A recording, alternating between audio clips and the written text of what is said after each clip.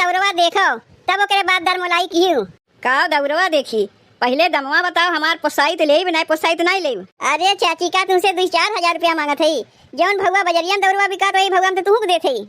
वह तो तुझसे हम पूछत है कितने में दौरवा देते का दमवा बतावे में तोहरे लाज लागत बा। वैसे कै ठू लेबू चाची दौरवा?